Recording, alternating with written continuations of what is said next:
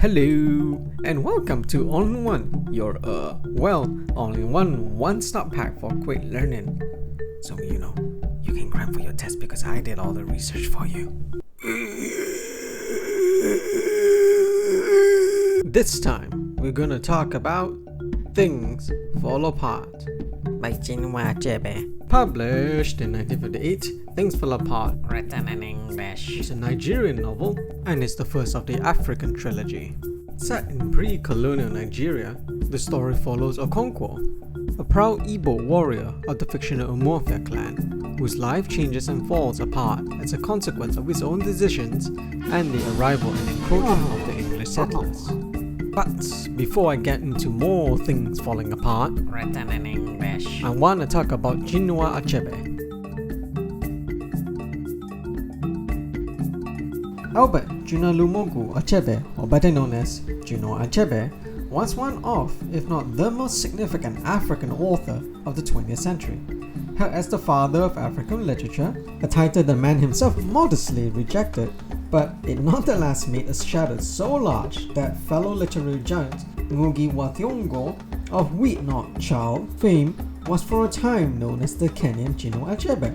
And to quote Ngugi himself, "I was working with the Nation newspapers when Wheatnot Child came out. It was April 1964, and Kenya was proud to have its first modern novel in English by a Kenyan African. Or so I thought, for the novel was well publicized in Kenyan newspapers, the Sunday Nation even carrying my interview by the De Villiers, one of its senior feature writers. I assumed that every educated Kenyan would have heard about the novel. I was awoken to reality when I entered a club, the one most frequented by the new African elite at the time, who all greeted me as their Kenyan author of Things Fall Apart." Years later, at Achebe's 70th birthday celebrations at Bart's College, attended Toni Morrison and Wole Soyinka. Among others, I told this story of how Achebe's name had haunted my life. When Soyinka's turn to speak came, he said that I had taken the story from his mouth. He had been similarly mistaken for Chinua Achebe. The fact is that Achebe became synonymous with the Heinemann African Writer series and African writing as a whole. There's hardly any African writer of my generation who has not been mistaken for Chinua Achebe. I've heard a few such encounters. Every African novel became Things Fall Apart, and every writer some sort of Chinua Achebe. Even a protestation to the contrary was not always successful. I have had a few such encounters inside and outside of Kenya. And that's not even scratching the surface of just how important Achebe is. However, beneath the legend there is a man, and beneath the man there is his nucleus. So, to repeat, who is Chinua Achebe? Chinua Achebe was born on 16 November 1930 in Ogidi, Nigeria, which at that point was under British rule. His dad, Mr. Isaiah Okafu Achebe, was a war orphan who was taken in by his maternal uncle. Achebe's mum, Mrs. Jenna Anienechi Ilegbunam, daughter of a blacksmith, was the women's church leader, which I should note only scratches the surface of just how interesting their lives are. For example, in a time where being of the wrong religion could get someone killed, Mr. Isaiah was already an open Christian when he lived with his Odinani uncle, the traditional religion of the Igbo. They worship many gods, that's why the mass. They have Debias, who are oracles, and they really like snakes. No, not that one. Mr. Isaiah was also a teacher and travelled all around West Africa, preaching the good word of Christianity. An adventure of his own, and he will also mother. But anyway, the point is that Achebe grew up in the crossroads, the threshold, the crucible of Nigeria's history. On one end, Achebe's family were the vanguards of a growing Christian community, and on the other, while renouncing Odinani, the Achebes never truly abandoned it. The cultural legacy of the Igbo passing to young Achebe as stories and festivals, which they regularly participated in, which, is pretty neat. Young Achebe was kind of a nerd, and like many a nerd, young Achebe loved to read. The nerd. He pored many an hour over Treasure Island, Gulliver's Travels, The Prisoner of Zanda, and Oliver Twist. He found especially powerful curiosity with Rider Haggard of King Solomon's Mines fame, and John Buchan, who wrote Prester John, or as Achebe puts it, the African books. Growing up privileged with access to British education, Achebe didn't see himself as the African in those books, but with the European protagonists. However, one day Achebe went, "Wait a minute!" and the revelation hit him like a ghost pepper hidden in his fufu. Achebe noticed something strange, a peculiar pattern. That Achebe wasn't the brave civilized explorer braving the frontiers of Africa. Achebe was the creature jumping up and down the riverbank with his spear in hand going, yeah. Around this time, Nigeria was making full steam ahead to independence, and motivated by a growing nationalistic spirit, Albert Chinua Lumogo Achebe dropped the Albert part of his name and shortened his middle name to just Chinua, which means, "May my chi, or spirit, fight for me." That's rad. The stars have aligned, and with that, the time was right. Young Achebe began writing his first book after he graduated from university, and it took him a few tries, even cutting out a few other characters, before settling for Okonkwo as the protagonist. In 1958, 28-year-old Chinua Achebe dropped Things Fall Apart, written in English, with a huge splash, and it's not just one of the best books of the 20th century, but also one of the seminal pieces of post-colonial literature. Mother, what is that?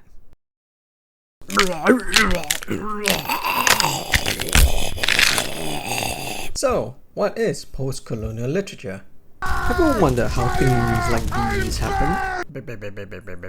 The long short of it is because of our good friend colonialism, which the details we may get into some other time.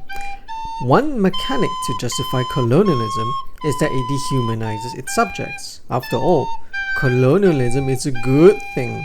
We're not stealing their resources, we're helping these unwashed natives modernize. The rubber, tin, and the tea, they're just a bonus. Post-colonialism, meaning after colonialism, is the critical study of the cultural legacy of colonialism and imperialism. Likewise, post-colonial literature are literary works from former colonies, and they are born as a response to the highly Eurocentric narrative of prevailing literature. Post-colonial literature discusses many things such as life under colonialism, the question of colonized identity, the dynamics of power, race relations, and so on. But the focus here being that the narrative or point of view is from how the colonized sees and understands things. Alright, enough about Achebe. So, what is Things Fall Apart Written in English. about? Here's your final spoiler warning. Here's a short and simplified version. Let's go!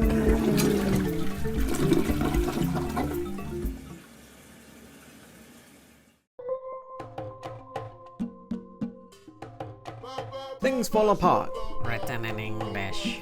takes place in pre-colonial Nigeria, a land of order, tradition, and of free men.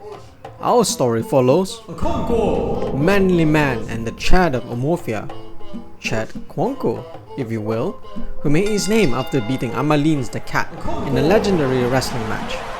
He also fought in many great battles, drank palm wine from the skulls of his enemies, had 3 wives, 8 children, built an obi with a banana tree, and grew the manliest of plants, yams, which Okonkwo had to work very hard for, and for this, Okonkwo was pleased. This made him a complete opposite of his dad, Unoka. Unlike Okonkwo, Unoka was soft and lazy and wastrel. He always avoided honest farm work, preferring to play his flute. He often borrowed money and asked for favors without paying them back, leaving all the debt to Okonkwo. Worst of all, Unoka was known as an Ambala, another name for a woman or a man who has not won a title. Okonkwo was not pleased. For this, Unoka died a terrible death. It started with the swelling in the stomach, and then the rest of the limbs. Unoka was abandoned in the evil forest and left to die. He died unloved, alone.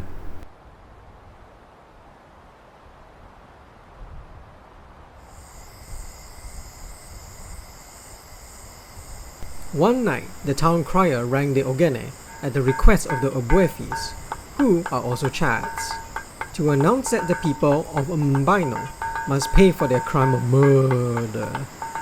Worse still was that the victim was the wife of Obuefi Udo. A double crime.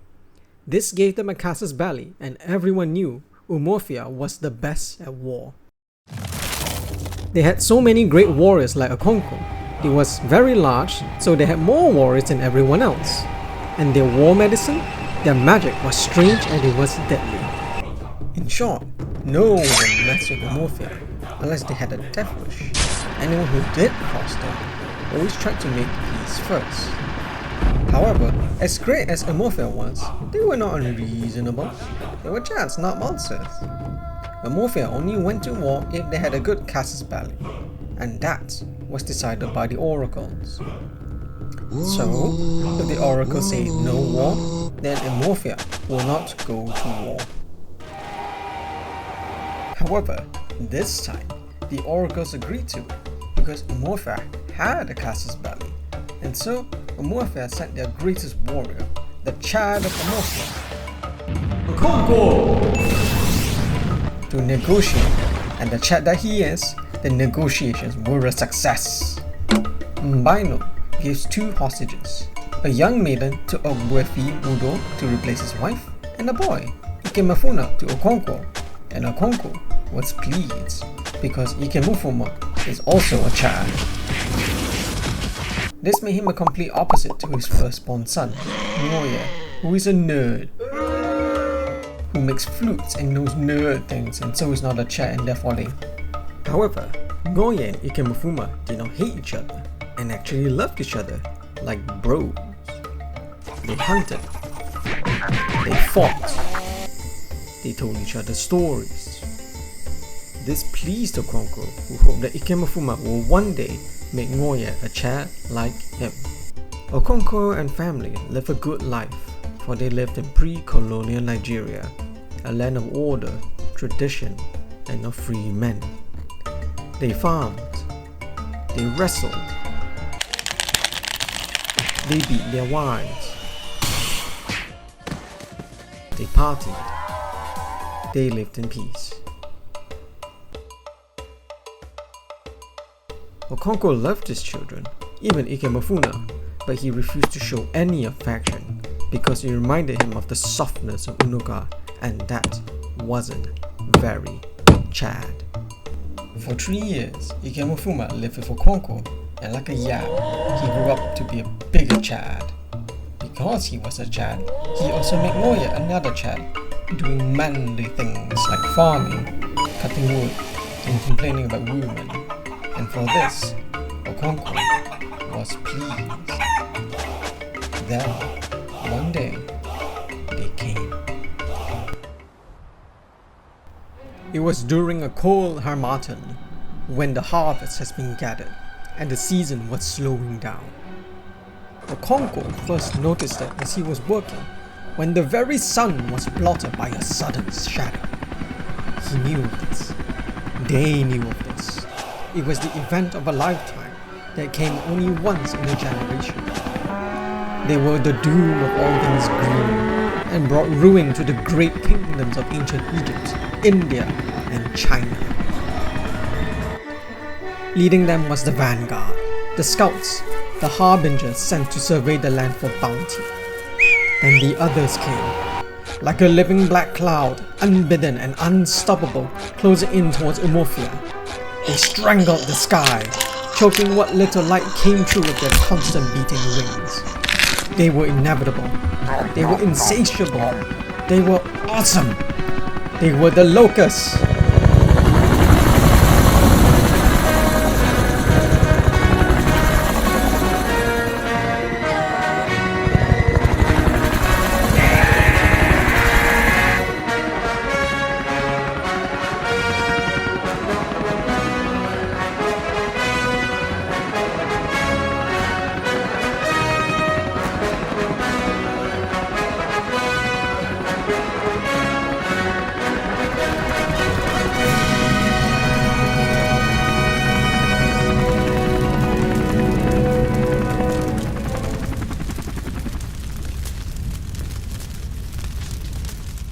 And the people of Omota were very happy to have them because locusts are delicious. Sometimes known as sky prawns, locusts are a delicacy in many parts of the world.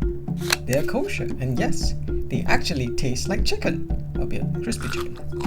At the very least, they taste better than grubs, which are disgusting, tasteless. This was good. Locusts are full of proteins to make people chads. Also, Ogwerfi Exudu, the oldest and chaddest of the Umofia, inform Okonkwo that Ikemefuna must die. By the order of the oracle who bears the wisdom of the gods, the time was right for Ikemefuna to die. However, Ogbuefi Exudu also warned Okonkwo not to participate in Ikemefuma's execution, as that would be too cruel, for they in all but name considered each other father and son. This did not please Okonkwo. The next day, Okonkwo told Ikemefuna to pack his things as he would return to his village Mbaino. Ngoye, who overheard the news, cried unmanly tears, which Okonkwo punished him severely. Chair Ikemefuna had mixed feelings on the matter. On one hand, he was going home. Every day in his years of captivity, Ikemefuna always thought of his mother and sister, and it was the memory of their faces that gave him the strength and courage to carry on. On the other, Mbaino was not home, just a concept of home. He did not know those lands or those people. He did not even remember his own father. No, Ikemefuna was Umofia, and mighty Okonkwo, manly man and chair Umofia, was his father, and young Ngoye was the little brother he never had. But as he did before those many years ago, Ikemefuna obeyed. They left in the following morning on foot as they always did. Ikemefuna wasn't alone. He travelled with the other men of Umofia, and they bore gifts of wine. Ikemefuna was uneasy, but he felt great comfort that his father, Okonkwo, was there by his side. They walked long and far, up and over the hill and under the brush, trotting dry leaves and sand beneath their feet. They felt the wind and heard the faint beating of the Ewokwe, an Onzo dance, some of the Umofia had said amongst themselves. A clan was in celebration of a new man. Night was upon them, and the men of Umofia closed in on Ikemefuna. The boy was initially afraid, but he calmed himself when he saw Okonkwo, his father, walk behind him. And he thought of home, of his mother and his sister again, of how proud they are to see him return unmanned. The first machete fell, and Ikemefuna ran to the one person who could save him, his father, the manly man and chair of Umofia, Okonkwo. Okonkwo, who did not wish to look weak. No, Okonkwo, who was not his father, Unoka, who was soft and lazy and wasteful. Okonkwo was not the son, he was not his father. Okonkwo was brave, he was strong. Okonkwo always did what he had to do, and he had no choice but to do. And so Okonkwo, who was not weak, slew his son.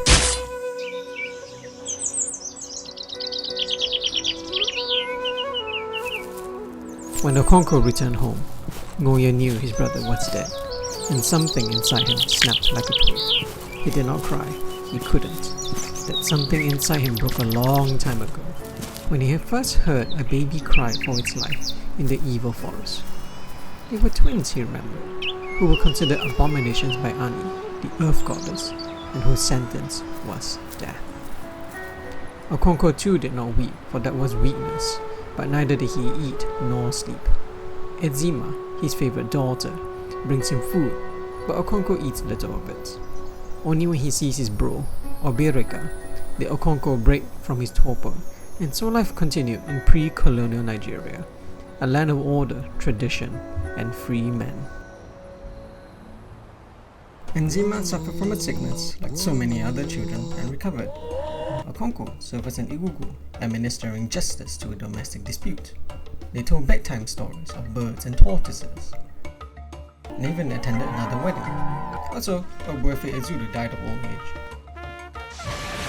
And Okonko accidentally killed someone. And for that, Okonko and family are going on a 7-year field trip. How many times has this happened to you? Hello, good sir, I would like a shave. No, you're not manly enough. Eat yams, real yams, not the fake ones. Too much cholesterol, Eat yams, constipation, eat yams, diabetes, eat yams, weak immune system, eat yams. crippling depression that has left your sense of self a hollowed out husk, that your every smile or outward emotion a deceitful visage to hide your true, empty self, filled not with sadness nor anger, but apathy as the ever-present droning grows louder and louder. Go see a therapist. Menopause, Eat yams, yams. The champions.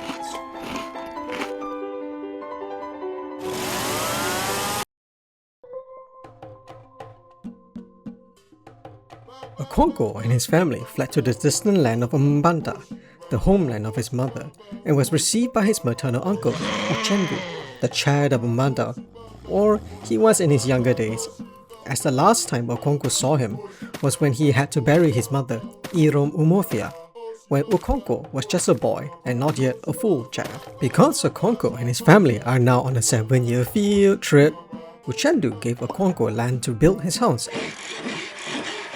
and farm, because Okonko loves hard work, and what better manly work there is than growing more yams. Yes, Okonko is happy to start from nothing again, and is not at all bitter at his current situation. Who needs to be one of the lords of the clan? No, not Okonko. Life is good. Life is great. Also, Okonko's cousin got married and... yeah, no, this sucks. Starting over sucks. Mbanta sucks. Okonko was not pleased.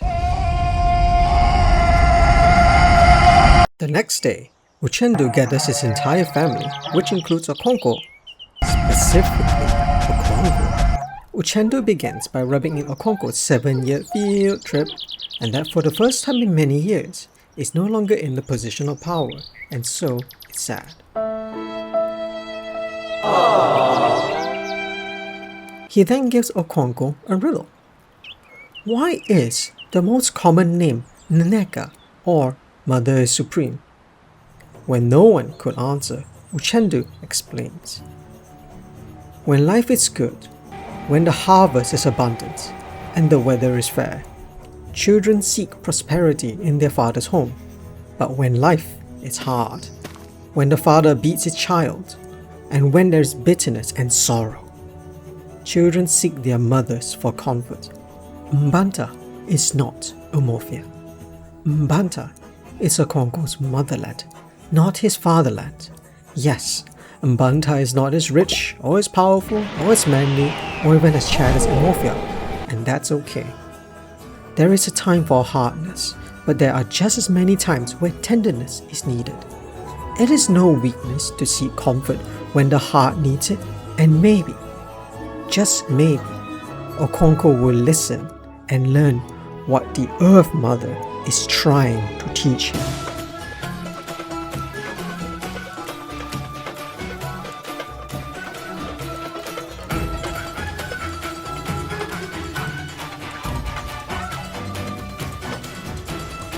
And so, life continued in pre-colonial Nigeria, a land of order, tradition, and of free men. A year has passed, and Okonko has built a new life in Mbanta. The harvest is good, and even better, Obirika, bro and fellow Chad, has come to visit him, bringing forth 2 bags of cowries. Okonko was pleased.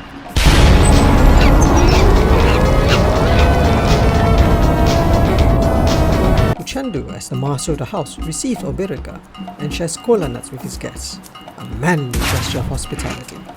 They speak of many things before Obirika addresses the mold in the wall. The village of Abame has been destroyed. It was during the last planting when a stranger with chalk white skin appeared in Abame. Okonkwo suggests if he was an albino, and everyone knows albinos are disfavored by the gods and are not to be trusted, but Okonkwo was wrong. The man was not an albino, but something else. The stranger was strange, very strange. He rode on a horse of iron, where its legs did not move up and down, but round and round. His features were foreign, and he spoke through his nose. Abame was afraid of him, and in the end, the oracle prophesied that this stranger was like the locust. He was the vanguard, the scout, the harbinger sent to survey the land for bounty. So, he must die. They killed the man and tied his iron horse to a tree as a warning to the others. Time went by. The seasons passed until one morning, 3 men showed up, saw the iron horse, and then left. Then, on market day in Abame, the strangers returned with an army and slaughtered everyone.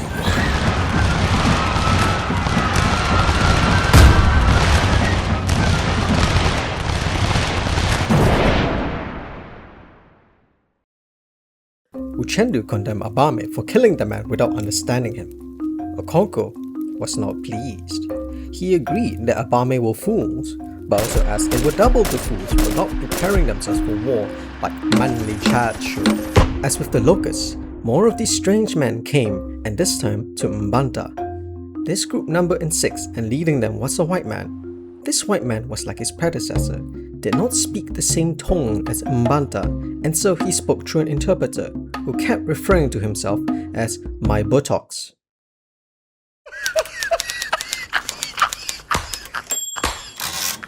My buttocks and friends followed a foreign religion called Christianity, and Christians are weird. These Christians worship a sky god, who was not a sky god, but a creator god. They also worship a dead man called Jesus Christi, and some ghosts, but also claim that they are all the same thing, a la the Holy Trinity. They claim that there is only one God, even though God had a son, which logically meant there was at least 2 gods. Okonkwo grew bored and moved on to do some real work. He'd rather have them whipped and driven away, but Mbanta was soft and womanly. Okonkwo was not pleased. But he was also busy.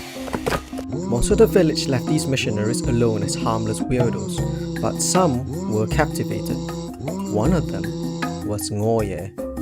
Ngoye didn't quite understand what this Christianity was about, especially that whole Holy Trinity thing, which to be fair, neither do the Christians. But the poetry of this religion, of brotherhood, love and mercy, it reached in and soothed a part of his soul, a part he thought died a long time ago. The Christians kept being weird on their own time, spending their mornings yelling at people. Eventually, they asked for a place to build the shrine, and as a joke, Mbanta decided to give them a place in the evil forest, which was a forest that was evil. That'll teach them. In no time, these weirdos will grow sick, crazier, or maybe even the shrine will burn down. Everyone knows that. Wait a minute. What do you mean nothing happened to them? What do you mean they lasted a month? What do you mean there's more of them now? Yes, this act of not immediately burning down and head not exploding was seen as proof of power of this foreign god. This made this new religion very appealing, especially to the disgraced Afulefu, also pariahs, and other unmanly types, like women. Things became worse when one morning, Amikwo, Okonkwo's cousin, was passing by a church and he saw the impossible. Ngoye sat amongst the Christians. Amikwo then ran straight to Okonkwo and snitched on Ngoye. And Okonkwo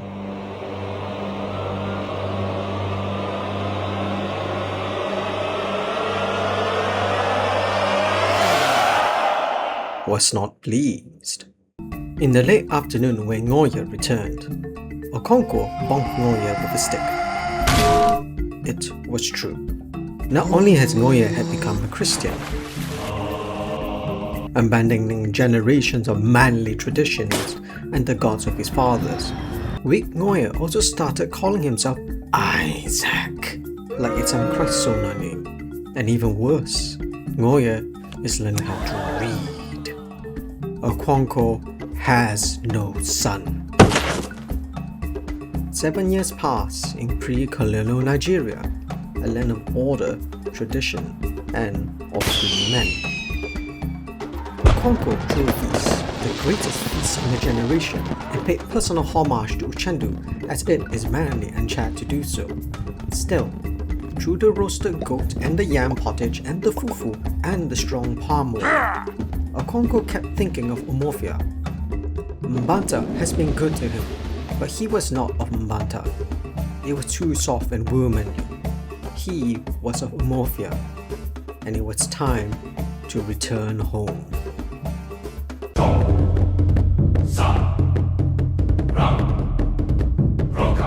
War was coming. Okonkwo could smell it in the air and feel it in his very bones. Umuofia, the fatherland, was calling forth the strongest and the chatters of his sons, who were more than men. They were warriors. They were lions wearing the skin of men. Okonkwo was ready. This was to be a just war. A war to save not just Umuofia, but of the proper gods of the ancestors. These foreigners, these Christians, didn't belong. After they took his son away, he wanted to kill them, all of them. And now was his chance. He could see it so clearly in his mind. Okonkwo, with the men of Umuofia, would raise their machetes up high and... What the heck is that? Churches? In Umuofia? But Perfect Ugona? Why are you sitting with them? What are you wearing? What? A court for law? But there's already the Igugu. What? Much has changed in 7 years, and without chairs like Okonkwo, Umuofia has grown soft. Okonkwo was not pleased. There was this Christian, a Mr. Brown. He was a good man who built hospitals and schools, places for the weak and idle to congregate instead of growing manlier. He also wasted much time speaking than working in the fields. He also was one of Isaac's teachers. No, because Mr. Brown worked so hard, he grew sick and had to leave Umuofia. In his brief moment in Umuofia, Mr. Brown did many things, and his hospitals and schools greatly improved the lives of the people. Some of them even became teachers and clerks. More than securing their future in this strange new world, Mr. Brown touched many. His departure brought sorrow and tears to his flock. He was more than just a teacher. This outsider truly was one of them. His replacement was the Jane Smith. Was a jerk. Showed him. Then the cowardly Christian commander, the district commissioner, summoned Okonkwo and his fellow Chads to a meeting at their courthouse. As good Chads, they agreed to disarm themselves, only to be betrayed and then imprisoned for showing the jerk Jane Smith the consequences of being a jerk. While they were bound, the Chads were humiliated and then whipped.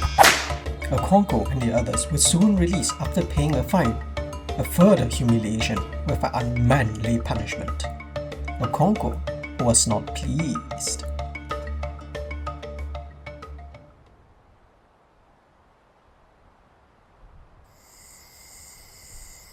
One night, the town crier rang the Ogene at the request of the Oberthis to announce that on the morrow, Umuofia would discuss the future of their people. Okonkwo thought long and hard and decided perhaps this time enough was enough. and Umofia remembered itself. Not the soft and cowardly, but the strong and manly. They were late, but better late than never. Okonkwo was unsure.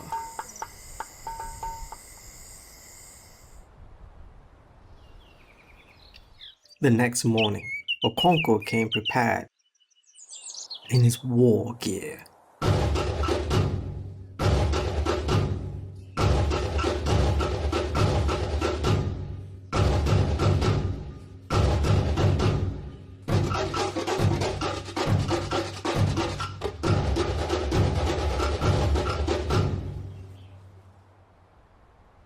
Okonkwo then met with his one true bro, Obirika, and other chats before they set off to the meeting place at the village market.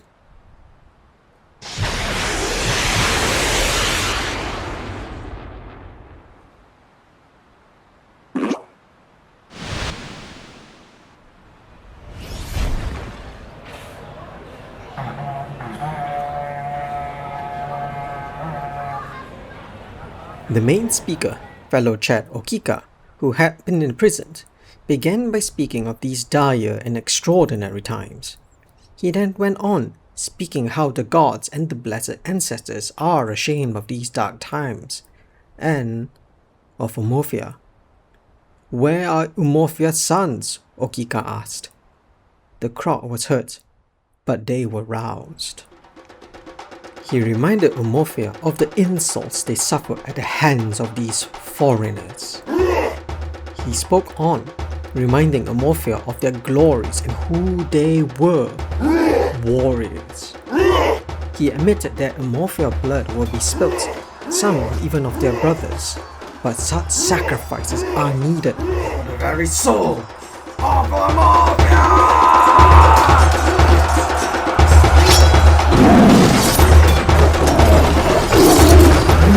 Yes! This was the moment Okonkwo had been waiting for. Now it was the time of the spear, machete, and bow. Now was... Oh, what now? A gang of unarmed court messengers who spoke with the authority of the foreigners orders the meeting to end. Okonkwo drew his blade and hacked one of the messengers to pieces. This was it. This was the spark. The first blood of the war has been spilt. Yet, Umofia did not go to war. This was when Okonkwo finally understood the truth. That the Chi of Umofia, the spirit of the land, was already dead. He cleaned his blade and returned to his compound. Okonkwo was defeated. Later that day, the district commissioner and his deputies arrived at Mr. Okonkwo's compound. A group of natives led by a Mr. Obirika sat waiting for them. The native then led the district commissioner to a small bush behind the compound, where the body of a man was dangling from a tree. The native explained that as the man was a suicide, they are forbidden to touch or bury him. The district commissioner orders the hanging man to be cut down and buried. After all, there's no need to be uncivilized. In his rule under the enlightened hand of Britain, Nigeria shall be a land of order, tradition, and of free men, as God intended. Back at his office, the district commissioner returned to the book he was writing. It was about his adventures in bringing civilization to this land of savages. And so after much deliberation, the commissioner decided that this Mr. Okonkwo individual, this manly man and the child of Umofia, victor of many great battles, who drank palm wine from the skulls of his enemies, had 3 wives, 8 children, lived in an obi with a banana tree, is to be reduced to a footnote in his memoir. The pacification of the primitive tribes of the lower Niger. The district commissioner was pleased.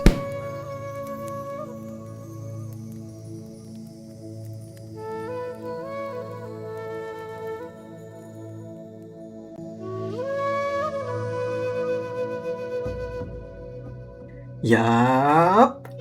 And so, Okonkwo, a man whose life was larger than life itself, only to end in an anticlimax.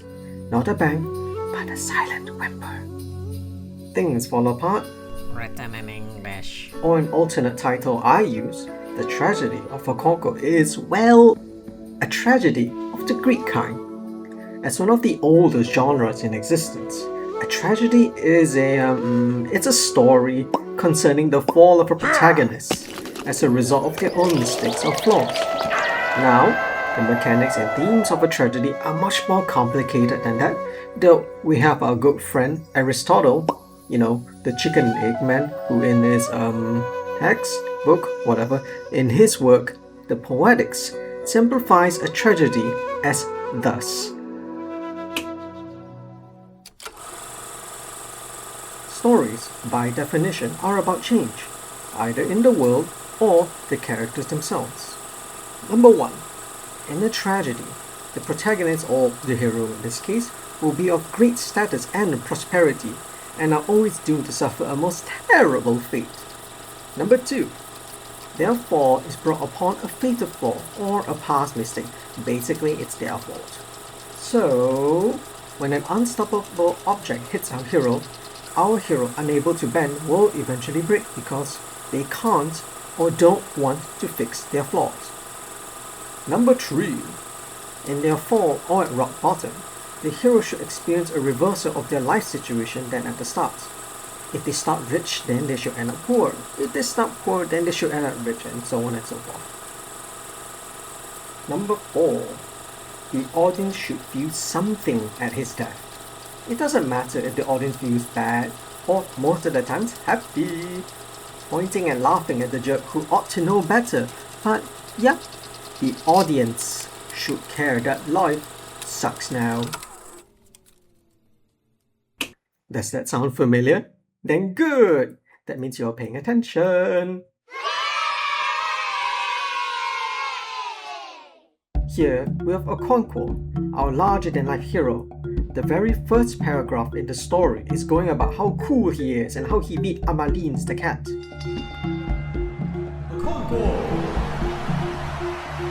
Then, in classic Greek-style tragedy, his flaw of his obsession with looking manly and his pride keeps making things worse for him, no matter how many chances he gets to just walk away, leading to everything falling apart and his eventual death by despair.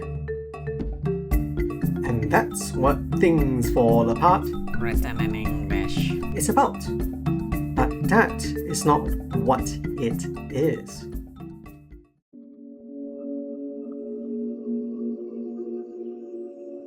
Things Fall Apart Written in English. is many things, but at its core, it is a refutation of colonial literature's reduction of colonized people as uncivilized things that not only deserve to be conquered because of their savagery, but also that they are less than human for it, even at their kindest. In particular, Things Fall Apart, Written in English. thesis, its focus, its argument, is naturally on the depiction of Africa and her people. Let us jog our memories. Africa, according to colonialist media and arguably to media to this day, is generally depicted as this mysterious place. A forgotten world of lost kingdoms, tribes, and untamed jungles. It is also a place of danger, of war, poverty, and famine. Note how I'm describing Africa is as if it's one monolithic country and not a continent of over 50 nations. Never mind the thousands of tribes and cultures. Now, even in texts that are sympathetic to Africans, such as Heart of Darkness, King Solomon's Mines, or Tarzan, these stories were considered quite progressive when they were new, but they fundamentally portray Africans at best as naive children who don't know any better. At best, Africans who are all one people are victims who have no agency in their lives, never the protagonists of their own stories. And that's where Things Fall Apart Written in English. comes in.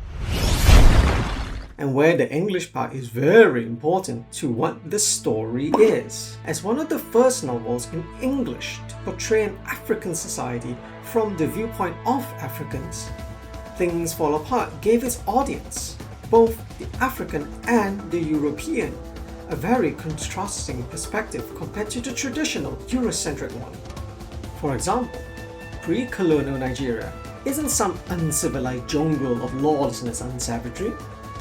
Pre-colonial Nigeria is a land of order, tradition, and of free men.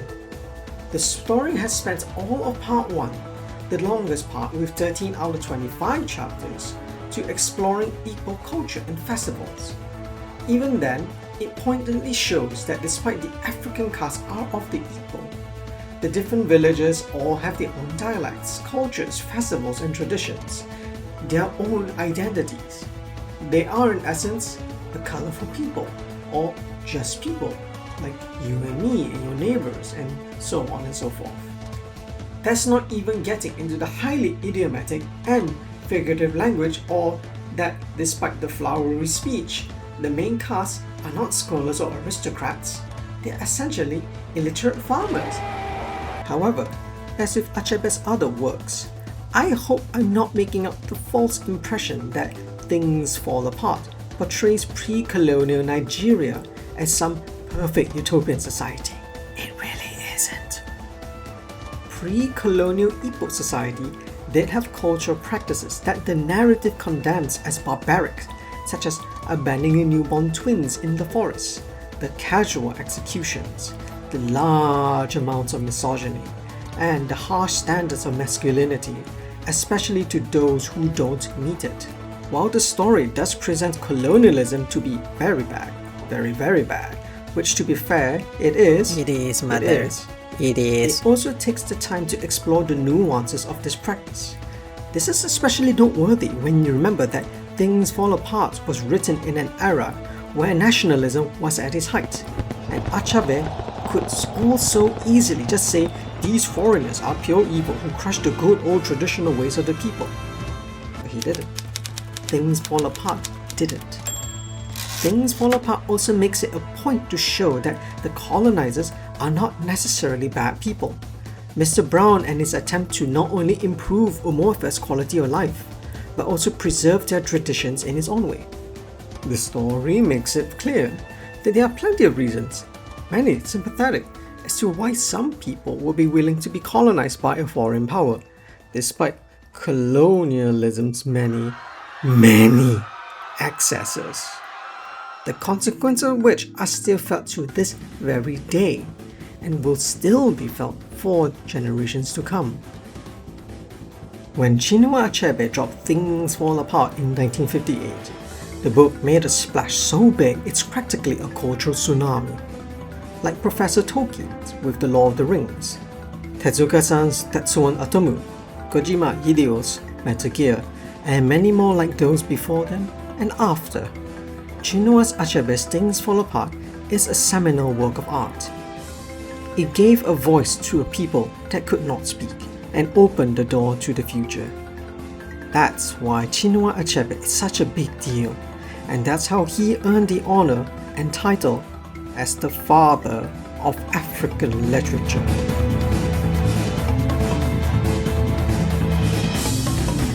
Thanks everyone, hope you enjoyed the video. Please like, comment, subscribe and whatever else. It'll help quite a bit. Well, we'll see you there. Oh right, good boy, come here. Before I forget, special thanks to the following: Ballet Ranger, Sun Jeans, Zen Tennis Balls, Grota-san, Footballers, Ezio Fettuccini, and that should be everyone. Well, we'll see you next time. That's a teacup.